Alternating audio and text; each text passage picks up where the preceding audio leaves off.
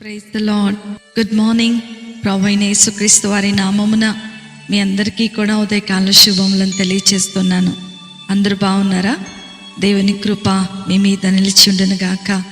నా ప్రియమైన దేవుని బిడ్డలారా, యేసుతో అనుదిన ఆత్మీయ ప్రయాణం నాతో పాటు కొనసాగిస్తున్నటువంటి నా ఆత్మీయమైన సహోదరి సహోదరులందరికీ కూడా ప్రభు పేరట శుభములను తెలియచేస్తూ ఉన్నాను. ఈ ఉదయకాల సమయము దేవుని మాటలో మనలను ఆదరిస్తుండగా దేవుని స్తోత్రాలు చెల్లిద్దాం, దేవుణ్ణి స్తుతిద్దాం. హల్లెలూయా. నేటి దినవాక్యము యాకోబు పత్రిక 4వ అధ్యాయము 7వ వచనము. దేవునికి లోబడి ఉండుడి, అపవాదిని ఎదిరించుడి, అప్పుడు వాడు మీ యొద్ద నుండి పారిపోవును. హల్లెలూయా. ఎంత అద్భుతమైనటువంటి మాట ఈ ఉదయకాల సమయంలో ప్రభు మనతో మాట్లాడుతూ ఉన్నాడు.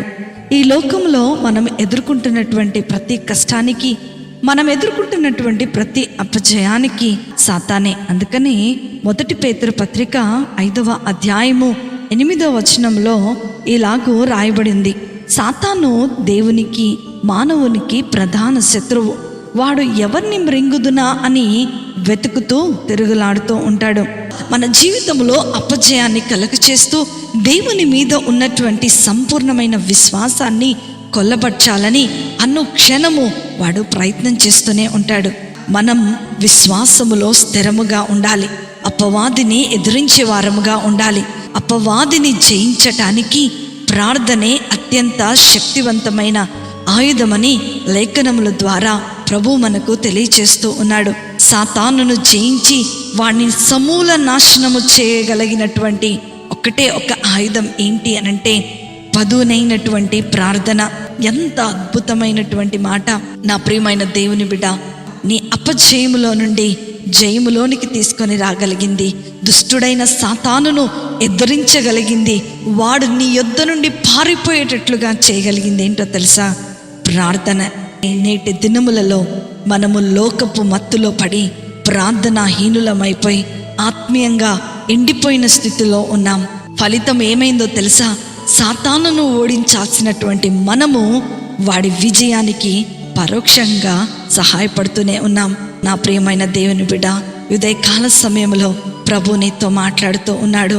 ప్రార్థనా శక్తిని చేతపట్టుకొని ప్రార్థన ఫలాలను నీ జీవితంలో అనుభవించు. ఈరోజు ఆ నిర్ణయం తీసుకున్నట్లయితే ఇక మీదట నీ జీవితంలో ఎప్పుడు విజయమే, నీ జీవితంలో ఎప్పుడు సంతోషమే. ఎప్పుడు నీ జీవితంలో భయంకరమైన శ్రమలున్నా సరే, దురాత్మల చేత పీడించబడుతున్నా సరే, ఈ రోజు నుంచి దేవుడు నీకు విడుదల అనుగ్రహించబోతున్నాడు. కాబట్టి ప్రార్థిద్దాం, ప్రార్థన ఫలాలను అనుభవిద్దాం.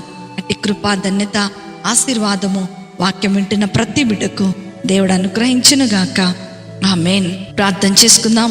మమ్మల్ని మిక్కిలిగా ప్రేమించిన మా ప్రియ పరలోకపు తండ్రి యేసుస్వామి, మీకు ఉన్నతమైన శ్రేష్టమైన నామమును బట్టి మీకు వందనాలు, స్తోత్రాలు చెల్లిస్తున్నాం నాయనా. గనుడైన దేవుడవు నాయనా, అద్భుతకరుడవు నాయనా. ఎంత గొప్ప మాటలు ఈ ఉదయాన్న మాకు మీరు తెలియచేశారు. ప్రార్థననే ఆయుధాన్ని ఈరోజు మాకు ఇస్తున్నందుకే మీకు వందనాలు. మేము అన్ని దినము కూడా ప్రార్థించు వారముగా ఉండినట్లుగా మీరు మమ్మలను అభిషేకించండి. నూతనమైన శక్తి చేత వాక్యం వించిన ప్రతి బిడ్డను మీరు దీవించి ఆశీర్వదించమని నజరేయుడైన యేసుక్రీస్తును శక్తి కలిగిన నామములో అతి వినయముతో అడిగి వేడుకొనుచున్నాను తండ్రి. ఆమేన్, ఆమేన్, ఆమేన్. ప్రభు మిమ్మలను, మీ కుటుంబాలను దీవించునుగాక.